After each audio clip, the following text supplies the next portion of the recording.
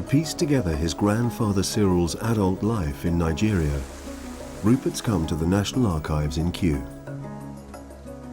He's meeting Dr. Ruth Watson, an expert on Nigerian history.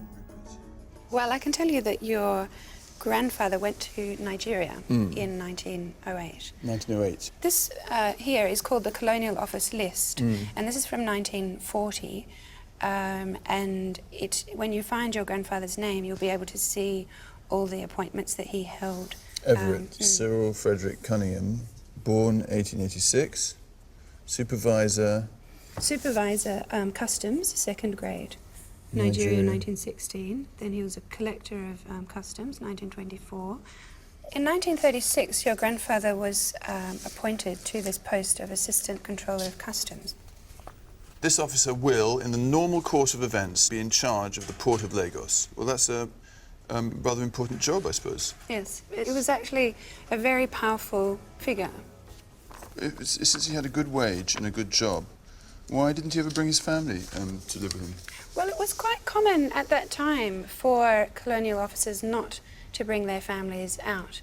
There was a fear that children in particular would not be sensitive to the kinds of racial and social boundaries that needed to be maintained to assert British imperial superiority, basically. Right. Must have been a very blinkered viewpoint that the British had.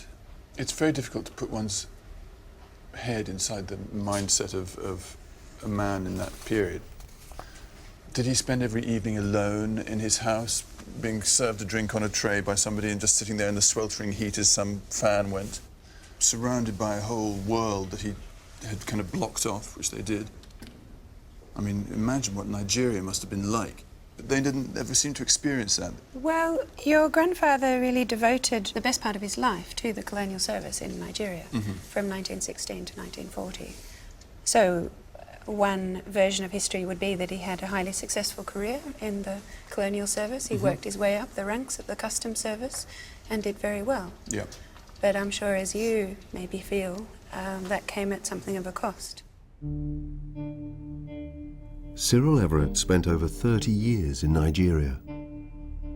Though there are no records to support the family myth that he was once involved in suppressing a native uprising, he did become one of the most senior figures in the Colonial Service. Now Rupert wants to research Cyril's childhood and the family story that he was raised by two aunts. He's looking at the 1891 census. First name, Cyril Everett. Birth year, 1886. Search. Cyril Everett. Cyril Everett. View record. Name, Cyril Everett. Age 4. Estimated birth year, about 1887. Relation, inmate. Inmate? But that's relation, says inmate. What does that mean? Okay, oh, home for little boys. Ah. Age 4, he's living in a home for little boys in Kent. Poor thing, that's very sad.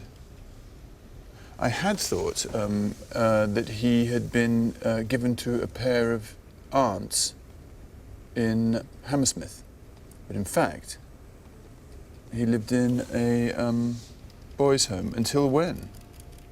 Next census. Oh my God, if he's still living there age 14, I'm going to kill myself. Now I'm on the 1901 census to see where he is 10 years later, age 14. Cyril Frederick C. Inmate, single, male, 14, birth year 1887, occupation, disability school, South Darenth. Well, he's still in the orphanage, age 14. Oh, poor Cyril, it's very sad, isn't it?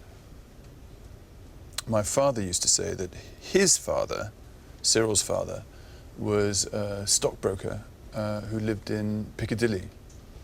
But maybe that was a story Cyril told, or even my father told.